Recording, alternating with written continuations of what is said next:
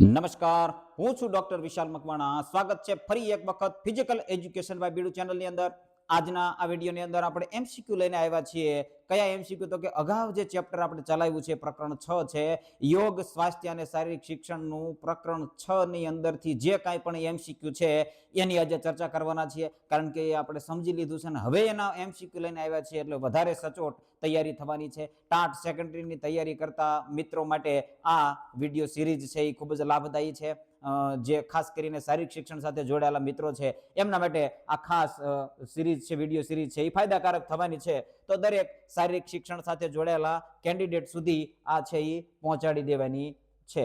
અને વિડીયો છે એને ખાસ લાઈક કરી દેવાની છે અને કોમેન્ટની અંદર જણાવી દેવાનું છે કે કયા જિલ્લામાંથી તમે જોડાયેલા છો આ વિડીયો સિરીઝ સાથે, કયા જિલ્લાથી જોડાયેલા છો, એટલે મને પણ ખ્યાલ આવે કે કયા કયા જિલ્લાઓમાંથી મિત્રો મારી આ ચેનલ છે એની સાથે જોડાયેલા છે. તો સૌથી પહેલો પ્રશ્ન છે કે આયુર્વેદિક ચિકિત્સા પદ્ધતિમાં કયા 3 દોષની વાત થાય છે? ત્રિદોષ, 3 દોષની વિષમતાથી રોગ ઉત્પન્ન થાય છે તેમ માનવામાં આવે છે. કયા 3 દોષ છે એવું આપણે સરસ મજાનું સમજ્યા છીએ. તો સત્ય, અસત્ય, અહિંસા, શ્વાસ ઉશ્વાસ પ્રાણ, વાત પિત્ત કફ, આહાર વિહાર અને ઊંઘ. વાત પિત્ત અને કફ આ ત્રિદોષ છે જેને આયુર્વેદની અંદર જણાવવામાં આવ્યું છે કે આ 3 છે એ મુખ્ય રોગ માટે. આ 3 માંથી કોઈકનું પણ સમતોલન ખોરવાય તો રોગ છે એ શરીરની અંદર પ્રવેશ કરતો હોય છે. બીજો પ્રશ્ન છે આયુર્વેદિક ચિકિત્સા પદ્ધતિ લગભગ કેટલા વર્ષ જૂની મનાય છે? લગભગ કેટલા વર્ષ જૂની મનાય? 1000 વર્ષ, 2000 વર્ષ, 5000 વર્ષ કે 10000 વર્ષ?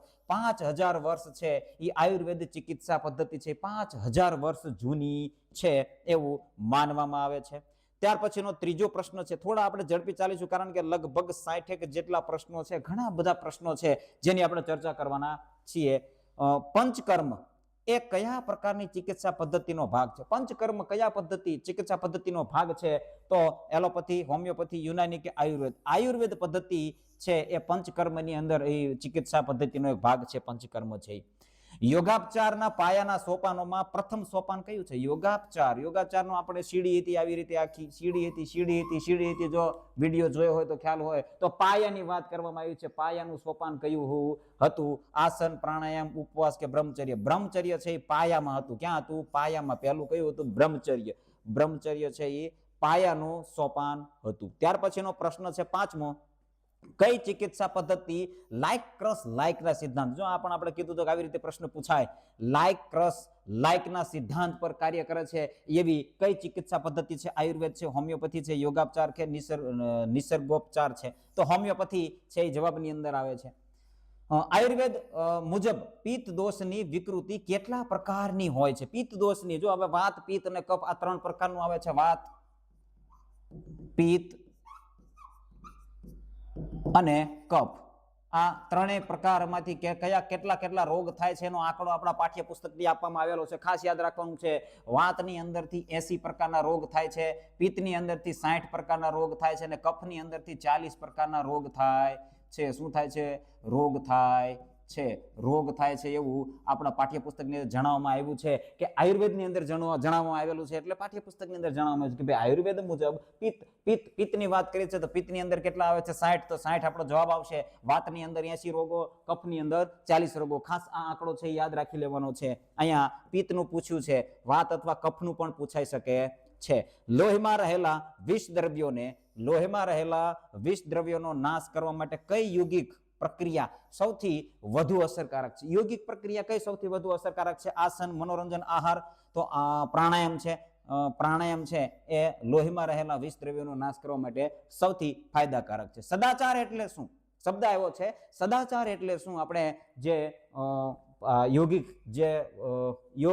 યોગિક પ્રક્રિયા હતી એની અંદર સદાચાર આવે છે. લાસ્ટની અંદર સદાચાર. તો સત્ય ભાષણ અને સત્ય આચરણ, માત્ર સારો ખોરાક, કસરત કરવી કે દવાઓ લેવી, આ 3 છે એ બિલકુલ આને લગતા નથી. સત્ય ભાષણ અને સત્ય આચરણ છે એટલે સદાચાર. સત્યનું આચરણ કરવું, સત્ય ભાષણ આપવું, જે કાંઈ છે એ સત્ય કહી દેવું એટલે સદાચાર. તો એ ઓપ્શન છે એ જવાબની અંદર આવશે. ત્યાર પછીનો પ્રશ્ન છે હોમિયોપેથી. હોમિયોપેથી પદ્ધતિમાં દવાનું નિરીક્ષણ કોના પર કરવામાં આવે છે? ચલો, પરીક્ષણ, નિરીક્ષણ નહીં પણ પરીક્ષણ છે એ કોના ઉપર કરવામાં આવે છે? નીચેનામાંથી પ્રાણીઓ ઉપર કરવામાં આવે છે, પક્ષીઓ ઉપર કરવામાં આવે છે, તંદુરસ્ત મનુષ્ય ઉપર કરવામાં આવે છે કે માત્ર બીમાર વ્યક્તિ પર કરવામાં આવે છે?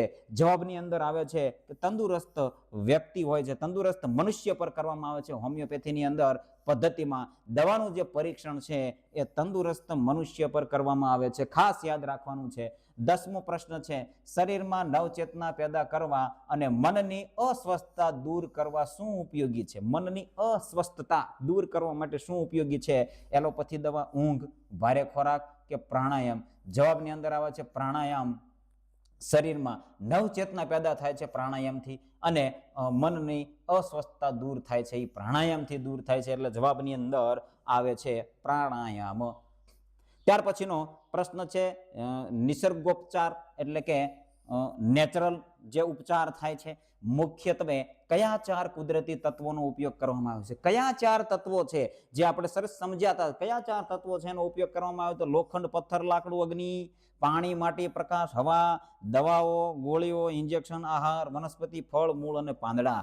પાણી, માટી, પ્રકાશ અને હવા. ખાસ યાદ રાખવાનું છે. પાણીનો ઉપયોગ થતો હતો, માટીનો ઉપયોગ થતો હતો, પ્રકાશનો એટલે કે સૂર્યપ્રકાશનો ઉપયોગ થતો હતો, અને હવાનો ઉપયોગ થતો હતો, અથવા તો થાય છે, એવું પણ કહી શકાય, થાય છે.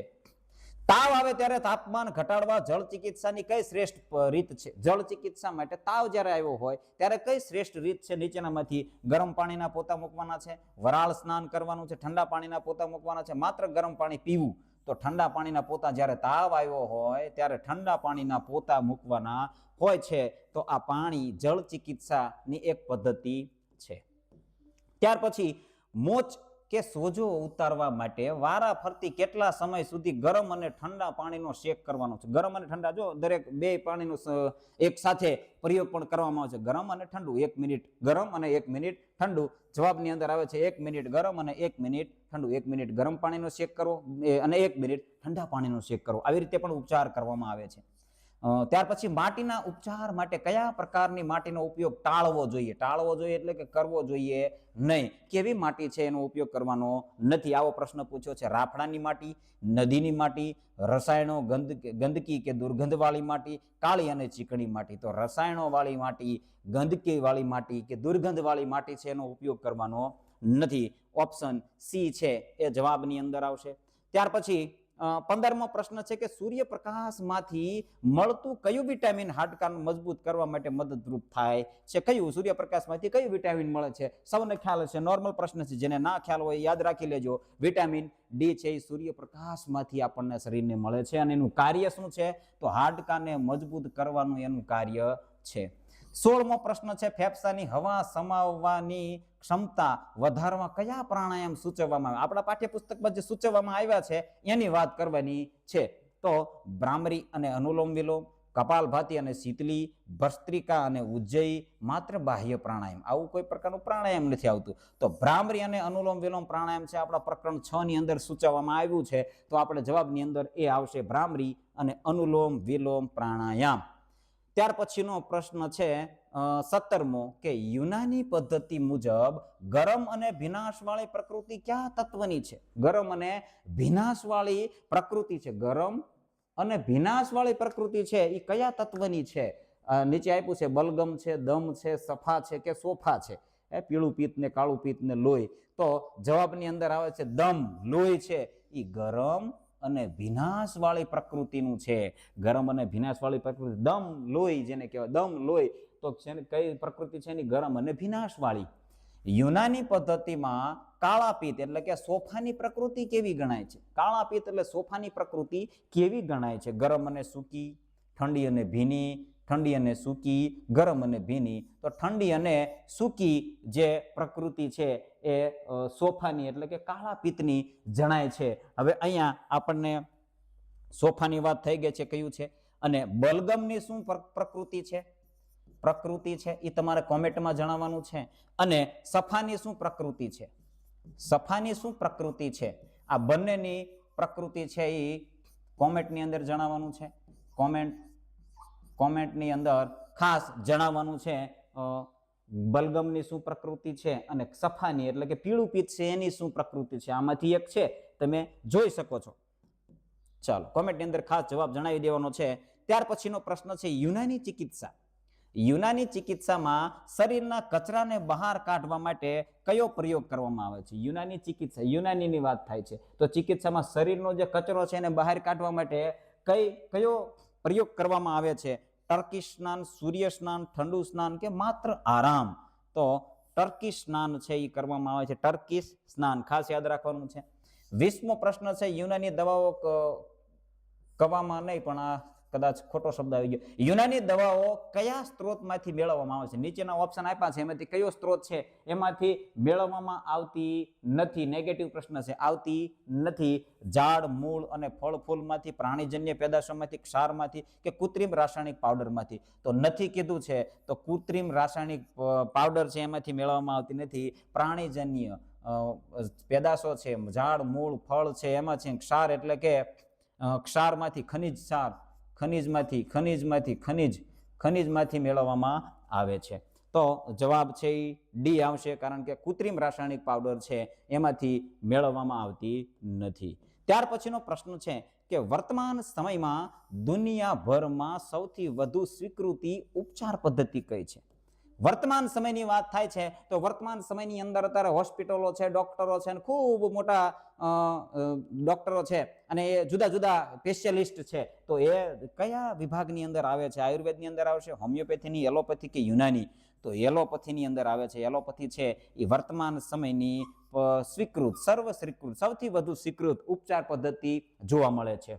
એલોપેથી પદ્ધતિ શાના પર આધારિત હોવાથી તેને વૈજ્ઞાનિક પદ્ધતિ માનવામાં આવે છે? એલોપેથી છે એ શાના ઉપર આધારિત છે હોવાથી તેને વૈજ્ઞાનિક પદ્ધતિ માનવામાં આવે છે? શું છે, શું કામ એને વૈજ્ઞાનિક પદ્ધતિ માનવામાં આવે છે? પરંપરા અને માન્યતા ઉપર આધારિત છે, તર્ક અને પારદર્શકતા ઉપર આધારિત છે, માત્ર અનુભવ ઉપર આધારિત છે કે ધાર્મિક ગ્રંથો ઉપર? જવાબની અંદર આવે છે તર્ક અને પારદર્શકતા ઉપર આધારિત છે. એટલા માટે જ એને સૌથી વધારે અપનાવવામાં આવી રહી છે અને વૈજ્ઞાનિક પદ્ધતિ માનવામાં આવી રહી છે. ત્યાર પછીનો પ્રશ્ન છે, નીચેનામાંથી કયો રોગ એલોપેથી પદ્ધતિ દ્વારા મૂળમાંથી નાબૂદ કરવો એ મુશ્કેલ છે? એલોપેથી પદ્ધતિ છે ને એનાથી મૂળમાંથી નાબૂદ કરી શકાતો નથી એવો નીચેનામાંથી એક રોગ છે એ જણાવવાનો છે. તો તાવ છે, એપેન્ડિક્સ છે, ચામડીના હઠીલા રોગો છે કે હાડકાનું કેન્સર છે? તો ચામડીના હઠીલા રોગો છે એ એલોપેથીથી મૂળમાંથી નાબૂદ થઈ શકતો નથી. ખાસ યાદ રાખવાનું છે. ત્યાર પછીનો પ્રશ્ન છે 24, ENT શાખામાં કયા અંગોની સારવારનો સમાવેશ? ENT ઈયર, નોઝ, આવું જોઈએ. નોઝ, ઈયર એટલે કાન અને નોઝ એટલે નાક. અને તો જવાબની અંદર કાન, નાક અને ગળું. કાન, નાક અને ગળું. ચાલો, જવાબની અંદર આવે છે કાન, નાક, ગળું. એટલે ENT શાખામાં કયા અંગોની સારવારનો સમાવેશ છે? તો કાન, નાક અને ગળું. ચાલો, ત્યાર પછીનો પ્રશ્ન છે કે સંગીત દ્વારા કરવામાં આવતી સારવારને કઈ પદ્ધતિ કહેવાય? સંગીત દ્વારા કરવામાં આવે છે સારવાર, ઉપચાર પદ્ધતિ કેવી છે? સંગીત દ્વારા કરવામાં આવે છે તો એ કઈ પદ્ધતિ છે? હાસ્ય ચિકિત્સા, હિપ્નોથેરાપી, સંગીત ચિકિત્સા કે રેકી ચિકિત્સા? સંગીત દ્વારા તો કઈ સંગીત ચિકિત્સા? સંગીત દ્વારા સંગીત ચિકિત્સા. સરળ પ્રશ્ન છે. 26મો પ્રશ્ન છે, કયા પ્રકારની દવાઓ માત્ર ડોક્ટરના પ્રિસ્ક્રિપ્શન થી જ મેળવવામાં આવે છે? અઘરો શબ્દ છે. પ્રિસ્ક્રિપ્શન થી જ મેળવવામાં આવે છે એટલે કે ડોક્ટરની જાણકારી મુજબ, એટલે કે એની સહી થી ન જ મેળવી શકાય છે. બિનલેખિત દવાઓ, લેખિત દવાઓ, આયુર્વેદિક ઉકાળા કે ઘરગથ્થુ દવાઓ? તો લેખિત દવાઓ છે એ ડોક્ટર સહી કરે અથવા તો પ્રિસ્ક્રિપ્શન થી જ મેળવવામાં આવે છે. ચાલો, તો આગળ જોઈએ. અહીંયા આ એક પીપીટી પૂરી થાય છે.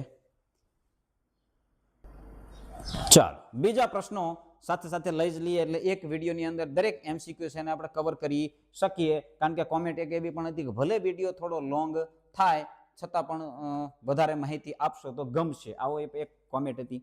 તો કઈ વાંધો નહીં, આપણે ભલે થોડો લાંબો વિડીયો થાય, આપણે દરેક માહિતીને કવર કરીશું. ચાલો, અનિદ્રાથી પીડાતી વ્યક્તિ છે, અનિદ્રાથી પીડાતી વ્યક્તિને સામાન્ય રીતે કઈ દવા આપવામાં આવે છે? અનિદ્રાથી પીડાતી હોય એવી વ્યક્તિને એમ્ફેટામાઇન આપવામાં આવે છે, પેરાસિટામોલ આપવામાં આવે છે, ડાયઝેપામ આપવામાં આવે છે, કફ સિરપ આપવામાં આવે છે? ડાયઝેપામ છે જવાબની અંદર આવે છે. ડાયઝેપામ આપવામાં આવે છે. શું? તો કે અનિદ્રાથી પીડાતી, ઊંઘ નથી આવતી એવી વ્યક્તિને ડાયઝેપામ આપવામાં આવે છે. કફ સિરપમાં રહેલા કયા તત્વને કારણે મગજને નુકસાન પહોંચાડવાની શક્યતા? કફ સિરપમાં કયું તત્વ હોય છે આ પ્રશ્નની અંદર પૂછ્યું છે. ટૂંકમાં આલ્કોહોલ હોય છે, અફીણ હોય છે, ખાંડ હોય છે કે તુલસી હોય છે? અફીણ હોય છે. શું હોય છે? અફીણ. કફ સિરપની અંદર શું હોય છે? અફીણ હોય છે. અફીણ યાદ રાખવાનું છે. કફ સિરપની અંદર અફીણ હોય છે. દર્દ શામક એટલે કે પેન કિલર દવાઓના વધુ પડતા સેવનથી કયા અંગને નુકસાન થઈ શકે છે? પેન કિલરના વધુ પડતા ઉપર કયા અંગને નુકસાન થાય છે? માત્ર આંખને, વાળ અને નખને, કિડની, મૂત્રપિંડ, જઠરને કે માત્ર સ્નાયુને? કિડની, મૂત્રપિંડ અને જઠરને. કિડની, મૂત્રપિંડ અને જઠરને છે એ નુકસાની થાય છે. જેનાથી પેન કિલર્સથી. પેન કિલર્સ વારંવાર લેતા હોય એ ખાસ ચેતી જજો.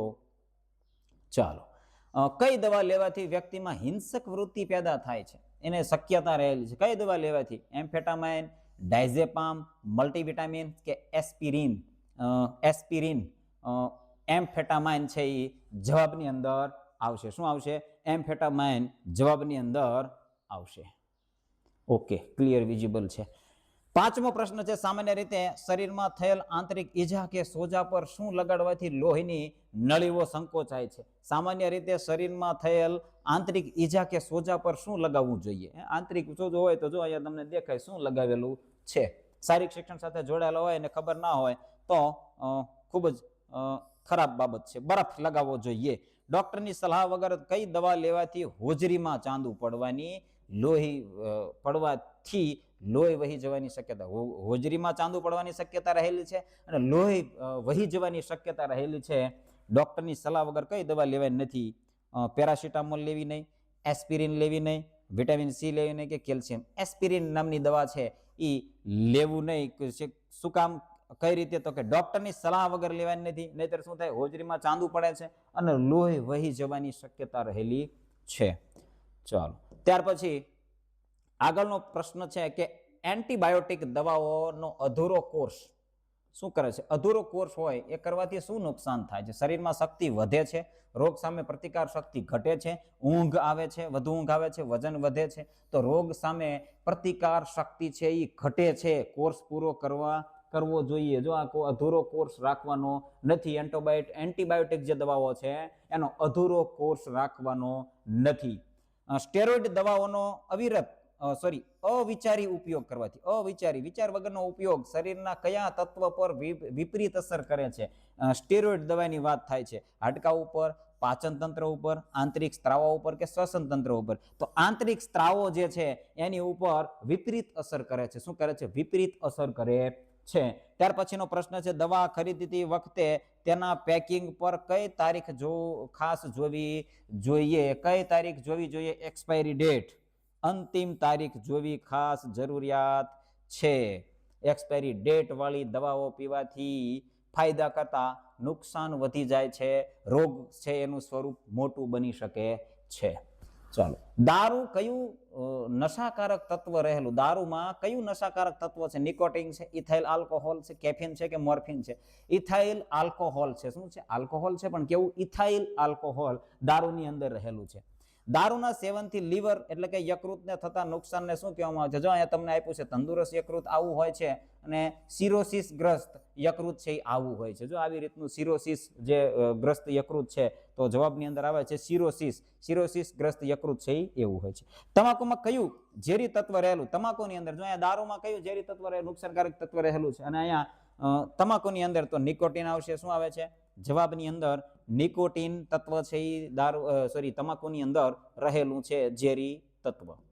ત્યાર પછીનો પ્રશ્ન છે કે તમાકુ ખાવાથી મોંમાં કઈ તકલીફ ઊભી થાય છે જે ખોરાક ગળવામાં મુશ્કેલી પડે? શું કીધું? કઈ તકલીફ ઊભી થાય જેનાથી ખોરાક ગળવામાં મુશ્કેલી પડે?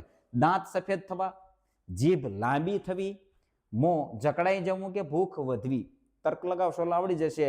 મોં જકડાઈ જવું. 14મો પ્રશ્ન છે કે વિશ્વમાં દર કેટલી સેકન્ડે એક વ્યક્તિનું મૃત્યુ તમાકુ સેવનના કારણે થાય છે? વિશ્વની વાત થાય છે. દર કેટલી સેકન્ડે એક વ્યક્તિનું મૃત્યુ તમાકુના સેવનથી થાય છે? તો 20 સેકન્ડ છે, 30 સેકન્ડ, 15 સેકન્ડ કે 8 સેકન્ડ? જવાબની અંદર આવે છે 8 સેકન્ડ. શું આવે છે? 8 સેકન્ડ.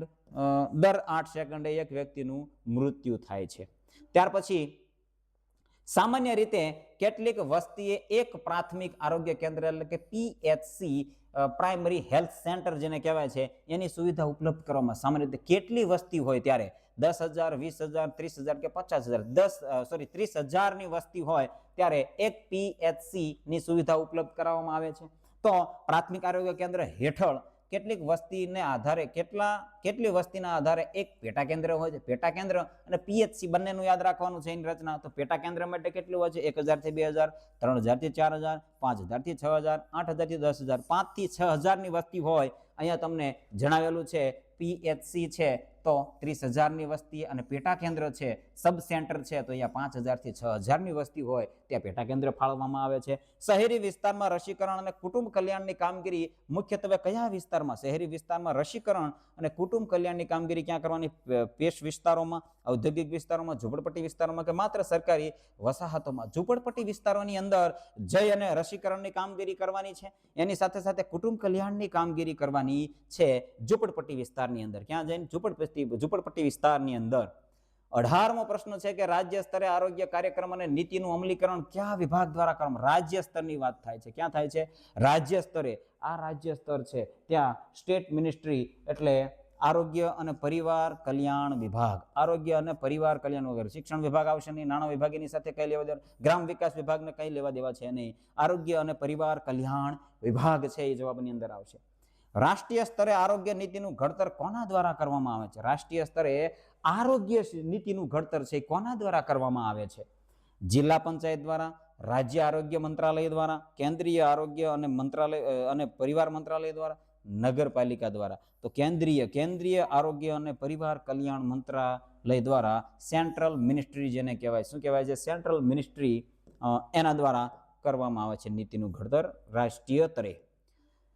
ચાલો, સેવા રૂરલ. હવે કેટલીક સંસ્થાઓ છે જેની આપણે ચર્ચા કરેલી ગયા વિડીયોની અંદર. જેને જે વિડીયો નથી જોઈ ખાસ જોઈ લે. સેવા રૂરલ નામની જે સેવાભાવી સંસ્થા છે કયા જિલ્લામાં આવેલી છે? કયા જિલ્લામાં? બનાસકાંઠા, પંચમહાલ, સાબરકાંઠા કે ભરૂચ? ભરૂચના ઝઘડિયાની અંદર આવેલી છે સેવા રૂરલ. કઈ સેવા રૂરલ છે? ભરૂચના ઝઘડિયાની અંદર આવેલી છે ઝઘડિયા. સાબરકાંઠા રણાસણમાં આરોગ્ય ક્ષેત્રે કઈ સંસ્થા કાર્યરત છે? અંજલિ છે, આનંદી છે, ચેતના છે કે સંવેદના છે? અંજલિ છે એ રણાસણામાં. રણાસણા ક્યાંનું? સાબરકાંઠાનું. રણાસણા છે ત્યાંનું. અંજલિ છે એ આરોગ્ય ક્ષેત્ર કાર્યરત છે સંસ્થા. નીચેનામાંથી કઈ સંસ્થા અમદાવાદમાં કાર્યરત છે? હવે કઈ સંસ્થા નીચેનામાંથી છે જે અમદાવાદની અંદર કાર્યરત છે? તો મણસાળી ટ્રસ્ટ છે, સેવા રૂરલ છે, ચેતના અને સંવેદના છે કે અંજલિ છે? તો જવાબની અંદર આવે છે ચેતના અને સંવેદના આવશે. સેવા રૂરલ ક્યાં આવ્યું છે? તો સેવા રૂરલ ભરૂચની અંદર આવ્યું છે. રણાસણામાં કઈ છે? અંજલિ છે. મણસાળી ટ્રસ્ટ ક્યાં આવેલું છે? કોમેન્ટની અંદર જણાવવાનું છે. મણસાળી ટ્રસ્ટ ક્યાં આવેલું છે? કોમેન્ટમાં જણાવો. કોમેન્ટ કરો. ગયો વિડીયો જોયો હશે અને ખ્યાલ જ હશે એટલે કોમેન્ટની અંદર ખાસ જણાવી દો કે મણસાળી ટ્રસ્ટ ક્યાં આવેલું છે. અંજલિ ક્યાં છે? તો સાબરકાંઠા રણાસણમાં છે. ચાલો, ચેતના અને સંવેદના અમદાવાદની અંદર છે. બનાસકાંઠા અને પાટણ જિલ્લામાં કઈ સંસ્થા કામ કરે છે? બનાસકાંઠા અને પાટણ જિલ્લામાં આનંદી, મણસાળી ટ્રસ્ટ, સેવા કે અંજલિ? તો બનાસકાંઠા અને પાટણની અંદર મણસાળી ટ્રસ્ટ છે એ કાર્ય કરે છે. કયું? મણસાળી ટ્રસ્ટ છે એ બનાસકાંઠા અને પાટણ જિલ્લામાં કાર્ય કરે છે. આરોગ્ય ક્ષેત્રે પૂરક કાર્ય કરતી સંસ્થાઓને લેખકે શું કહીને નવાજ્યા છે? પૂરક કાર્ય કરતી સંસ્થાઓને લેખકે શું કીધું છે? માર્ગદર્શક કીધું છે, રક્ષક કીધું છે, દીવાદાંડી રૂપ કીધું છે કે સેવક કીધું છે? દીવાદાંડી રૂપ. આ દીવાદાંડી તમને અહીંયા દેખાય છે.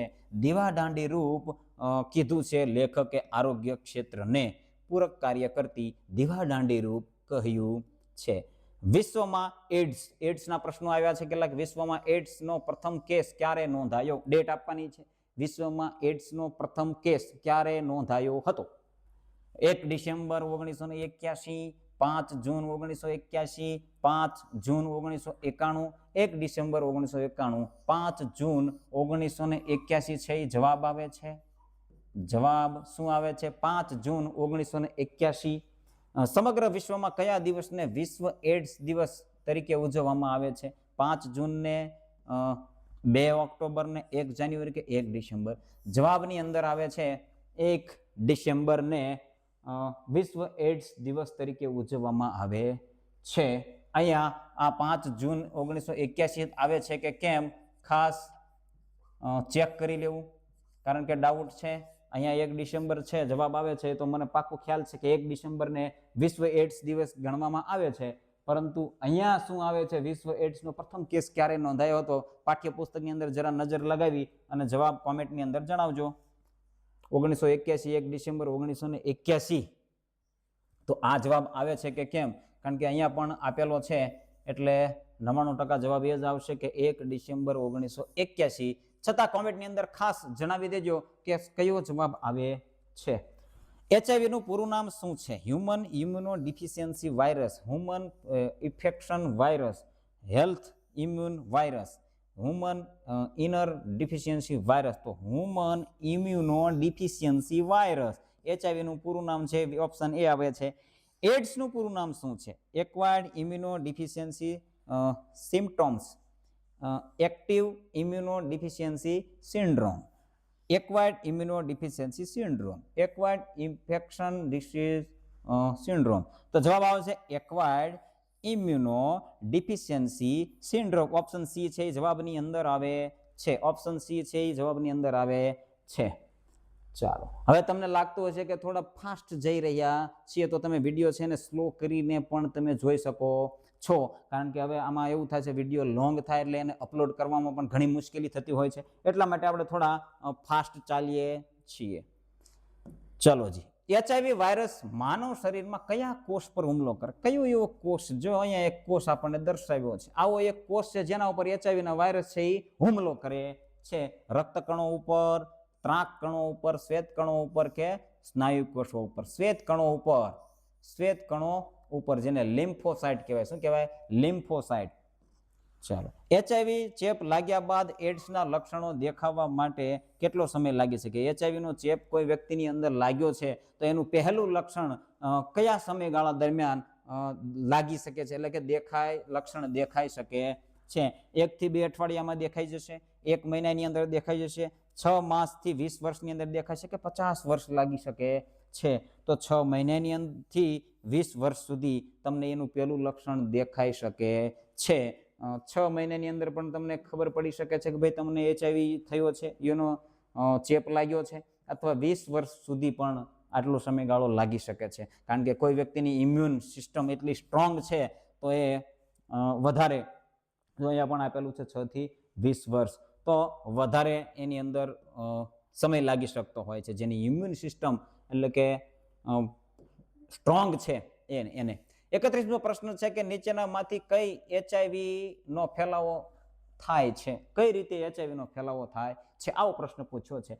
ચેપી વ્યક્તિ સાથે હાથ મિલાવવાથી HIV નો રોગ ફેલાશે, એક જ વાસણમાં સાથે જમવાથી HIV નો રોગ ફેલાશે, ચેપી લોહી બીજી વ્યક્તિને ચડાવવાથી ફેલાશે, મચ્છર કરડવાથી ફેલાશે. તો ચેપી લોહી બીજી વ્યક્તિને ચઢાવવાથી રોગ છે એ લાગુ પડશે. ગર્ભસ્થ શિશુ હોય એટલે કે ગર્ભમાં રહેલું બાળક છે ને HIV નો ચેપ કોના દ્વારા લાગી શકે છે? પિતા દ્વારા લાગશે, ભાઈ બહેન દ્વારા લાગશે, ચેપગ્રસ્ત માતા દ્વારા કે ડોક્ટર દ્વારા? થોડું તર્ક લગાવો એટલે જવાબ આવશે ચેપગ્રસ્ત માતા દ્વારા. જે માતાના ગર્ભમાં રહેલું બાળક છે, જો માતાને ચેપ લાગેલો છે HIV નો, તો ગર્ભમાં રહેલું બાળક છે એને પણ ચેપ લાગશે અને લાગશે. 33મો પ્રશ્ન છે નીચેનામાંથી કઈ બાબત દ્વારા HIV ફેલાતો નથી? શું પૂછ્યું છે? નથી ફેલાતો, આવું પૂછ્યું છે. તો અશુદ્ધ સોય કે સિરીજનો ઉપયોગ કરવાથી ફેલાય છે કે નથી ફેલાતો? હા ભાઈ, બિલકુલ ફેલાય છે. ટેટુ બનાવતી વખતે વપરાતા અશુદ્ધ સાધનો હોય તો પણ ફેલાઈ શકે છે. ચેપી વ્યક્તિ સાથે એક જ બસમાં મુસાફરી કરવાથી ફેલાઈ શકતો નથી. અસુરક્ષિત જાતીય સંબંધ બાંધો છો તો ફેલાય છે. એટલે જવાબ સી છે એ આપણો સાચો જવાબ બને છે કે વ્યક્તિ સાથે કોઈ પણ બસમાં કે કોઈ પણ વાહનની અંદર મુસાફરી કરવાથી, સાથે જમવાથી કોઈ પણ રીતે આ રોગ છે એ ફેલાતો નથી. HIV વાળી વ્યક્તિ સાથે સમાજે કેવું વર્તન કરવું જોઈએ? સામાજિક બહિષ્કાર કરવો જોઈએ, ભેદભાવ વગરનું સહકાર ભર્યું વર્તન, તેમજ જેલમાં પુરાવવું જોઈએ, તેમને જેલમાં પૂરવા જોઈએ. સરસ ઓપ્શન આપેલો છે. તેમનાથી ડરી દૂર ભાગવાનું છે. અહીંયા ઓપ્શન છે એ કદાચ ઘાટો કરી આપેલો છે કે ભેદભાવ વગરનું સહકાર ભર્યું વર્તન છે એ કરવાનું છે. કોઈ પણ વ્યક્તિ એડ્સથી પીડાતો હોય અથવા HIV વાયરસથી પીડાતો હોય તો એના કોઈ પણ પ્રકારનું ભેદભાવ રહિત ભાવભર્યું વાત એનું છે એ યોગ્ય રીતે વર્તન એની સાથે કરવાનું છે. તો આજના વિડીયોની અંદર બસ આટલું જ. બન્યા રહેજો આ ચેનલની અંદર. ચેનલમાં કંઈક ને કંઈક નવું જાણવા મળશે. ટાટની તૈયારી અત્યારે ચાલી રહી તો આ ભવિષ્યની અંદર કંઈક બીજી એક્ઝામની તૈયારી ચાલુ રહેશે. એટલે આપણી ચેનલ છે એ બંધ થવાની નથી, ચાલુ જ રહેવાની છે. કોઈ ચિંતા વગર કોઈ પણ એક્ઝામ છે એની તૈયારી માટે આ ચેનલ છે એ તમને લાભદાયી થશે. આજના વિડીયોની અંદર બસ આટલું જ. ગયા વિડીયોની અંદર જે પણ માહિતી આપણે આપેલી, જે પણ વિડીયો અપલોડ કરેલો પ્રકરણ 6 નો, એને આધારે આ પ્રકરણની અંદર એટલે કે આ વિડીયોની અંદર પ્રકરણ 6 ના જેટલા પણ MCQ છે મહત્વના એ દરેકની આપણે ચર્ચા કરેલી છે. થોડો વિડીયો લોંગ થયો હશે, કંઈ વાંધો નહીં. તમારી તૈયારી છે એને ચોક્કસ અને સુદ્રઢ બનાવવા માટે આપણે આ પ્રયાસ કરી રહ્યા છીએ. તો તમે વિડીયોને લાઇક જરૂર કરી દેજો વિડીયો, અને ચેનલને હજુ સુધી સબસ્ક્રાઇબ ના કરી હોય તો સબસ્ક્રાઇબ પણ કરી દેજો. આજના વિડીયોની અંદર બસ આટલું જ. જય હિન્દ, જય ભારત.